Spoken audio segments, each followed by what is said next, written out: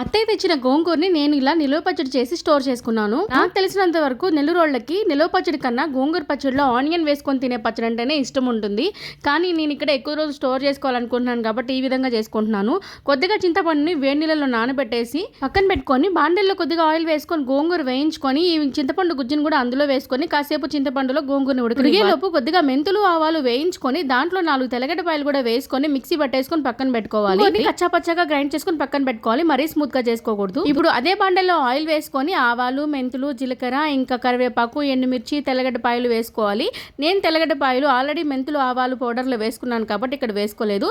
కాస్త ఇంగువ వేసుకొని ఉడికించి పెట్టుకున్న గోంగూరని మిక్సీకి వేసుకున్నాం కదా, దాన్ని ఈ బండల్లో వేసేసుకొని దాంతోపాటు మెంతుల పొడి కూడా వేసేసుకొని అలాగే కారం ఉప్పు కూడా వేసేసుకొని కలిపేసుకోవాలి. కొద్దిగా వేసుకునే పని అయితే కొద్దిగా పసుపు కూడా వేసుకోవచ్చు, మంచి కలర్ ఉంటుంది. తెల్లగడ్డపాయలు పోపులో వేస్తే పక్కకు పెడతారు, అందుకని అట్లా పౌడర్లో వేసుకుంటాను. గోంగూర నిలువ పచ్చడిని ఇలా చేసుకుంటాను. మీరు ఎలా చేస్తారనేది ఖచ్చితంగా కామెంట్ చేయండి. ఒక చేతికి యూనిక్ టేస్ట్ ఉంటుంది. నేను కూడా ఆ టేస్ట్ ని ట్రై చేస్తాను. నచ్చితే నెల్లూరు అమ్మాయిని లైక్ చేసి ఫాలో అయిపోండి.